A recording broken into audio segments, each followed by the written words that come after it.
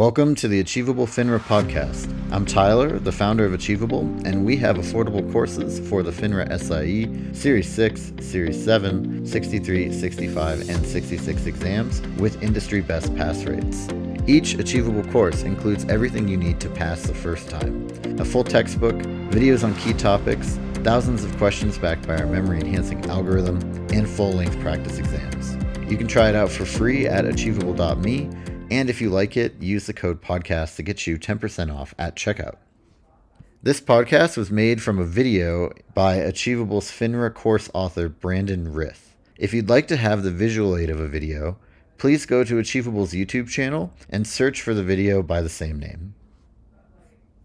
Form ADV Part 2B is known as the brochure supplement. This is the part of Form ADV that discloses background information on the personnel that work for investment advisor firms, specifically investment advisor representatives that either have client-facing roles where they work directly with clients, or investment advisor representatives that maintain discretionary authority over client assets. So for example, that could be someone that works in the back office, doesn't meet with clients, but manages their accounts on their behalf on a discretionary basis. And by the way, discretionary means the client has given power of attorney to the firm or the investment advisor representative, which gives them the ability of making investment choices and trades on their behalf without getting their explicit approval prior to each transaction. Discretionary accounts are great for investors that just want to give complete control to their advisors and forget about the investing. And there are a lot of investors out there that like that type of relationship. Disclosure is a really important part of an investment advisor's business, while Form ADV Part 2A, the brochure,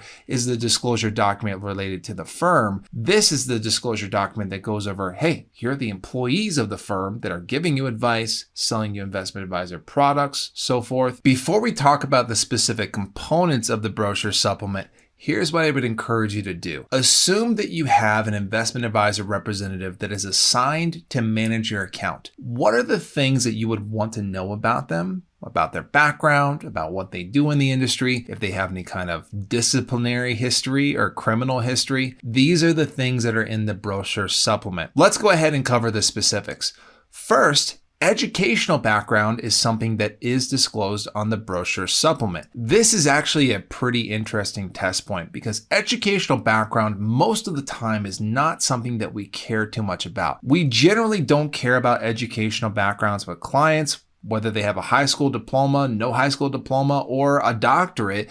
We generally speaking don't really care about that. We care more so about their asset level, their risk tolerance, their time horizon. So it doesn't matter there. It also doesn't matter when you register as an agent or an investment advisor representative. You don't have to disclose whatever educational background you have. Now, of course, that might get wrapped up into a disclosure. For example, if I was just recently a full-time student prior to registering, say, as an agent, I would have to disclose my background there because I am responsible for disclosing 10 years of employment history. But in general, if I'm 10 years removed from my school experience, do I have to disclose any of that on Form U4? No, I don't. So again, educational background is usually something that's just not important. But one place that we care about on the exam where it is important is Form ADV Part 2B. Any type of educational background that an investment advisor representative has is going to be placed in the brochure supplement.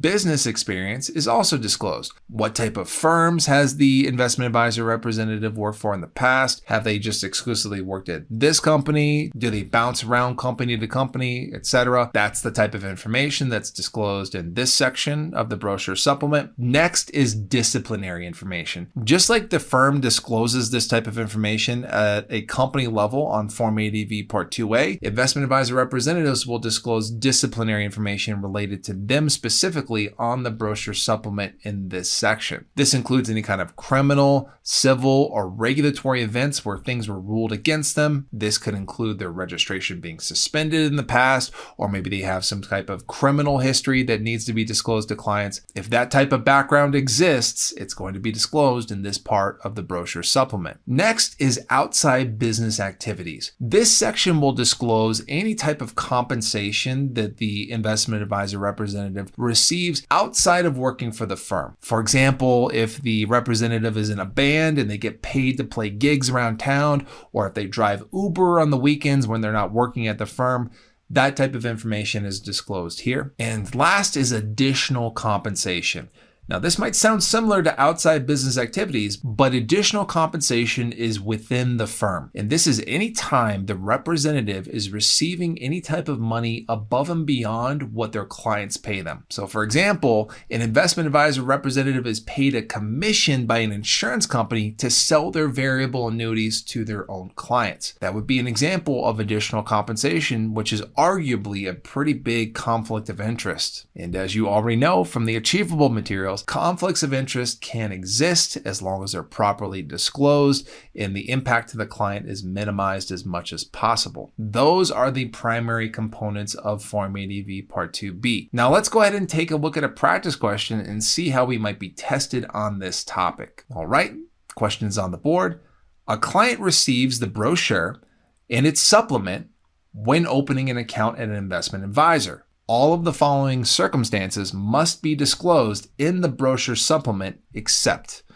Okay, go ahead and take a second, pause the video, see if you know the answer, and we'll go ahead and reconvene, talk about it together here in just a moment.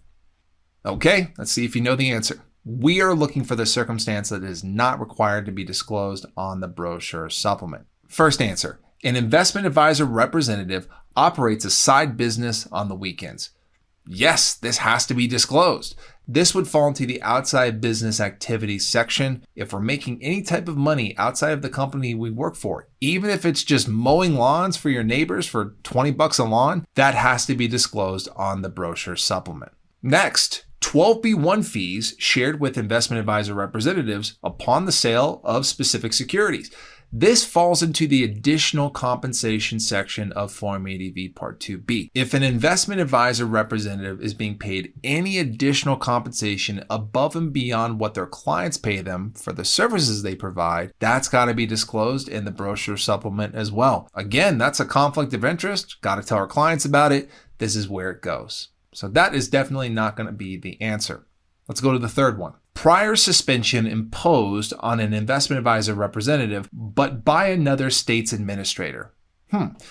Okay, we know that suspensions, revocations, criminal history, basically the disciplinary history related to the investment advisor representative has to be disclosed on this form. Maybe the only confusing part is it's from another state's administrator. But here's the thing, it doesn't matter. You could be in Florida and disclose how the Hawaii state administrator revoked your license. That would have to go on the brochure supplement. On top of that, any type of disciplinary history related to a foreign regulator also typically has to be disclosed in this form as well. So it doesn't matter what type of securities regulator we're talking about. If there's a history of discipline there, we got to disclose it on the brochure supplement. So this is going to be a wrong answer as well. That leaves us with the last answer. This is likely going to be our answer here. Let's just double check and make sure. The investment advisor's EIN. If you don't know what the EIN is, this is the employer identification number, which is basically the social security number for a business. And this is very much for the investment advisor. This is information that's disclosed on Form ADV Part 1. This doesn't really go to clients, nor do clients really care about this information. And also, you got to remember, Form ADV Part 2B is a personnel document focused on investment advisor representatives. It's not going to have much disclosed there about the firm they work for.